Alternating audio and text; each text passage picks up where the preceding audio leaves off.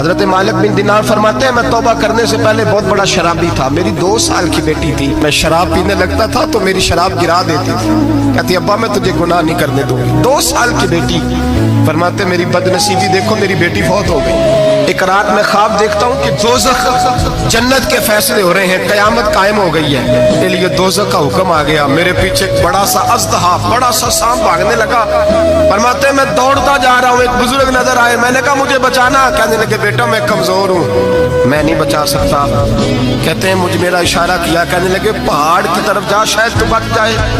کہتے ہیں میں پہاڑ کی طرف جا رہا تھا تو وہاں سے بیٹی آ رہی تھی، میری بیٹی دوڑتی آئی، میری گود میں بیٹھی اور ازدے سے کہنے لگی دفع ہو جا، تو میرے ابو کو نہیں جلا سکتا۔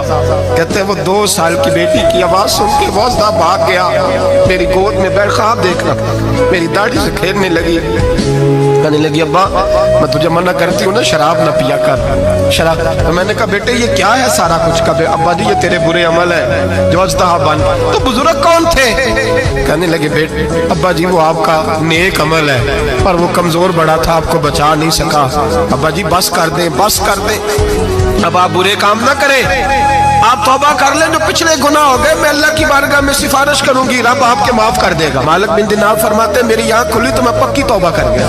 بیٹیاں تو بخشوانے آئی ہیں دنیا میں، بخشوانے، اور یہاں لوگ فخر کرتے ہیں، فخر سے بتاتے ہیں، کہتے ہیں میرے بیٹے کے 15 رشتے ہیں، شاید مجھے قرآن دازی کرنی پڑے، شرم کر، حیا کر، لوگیوں کی بیٹیوں کے بارے میں اس طرح کے انداز اختیار کرتا ہے، تو گناہ کرتا ہے پھر اس پر تو پھولتا نہیں سماتا، اور تو پھر تجھے حیا نہیں آتی۔ لوگ ٹیس کرتے ہیں، میں نے دیکھا ہے کہ بھائی کو تکلیف دیتے ہیں، کہ باپ کو تکلیف دیتے ہیں، اذیت پہنچاتے ہیں۔ ڈرنا چاہیے، گناہ کرتے ہو پھر فخر بھی کرتے ہو، شرم آنی چاہیے۔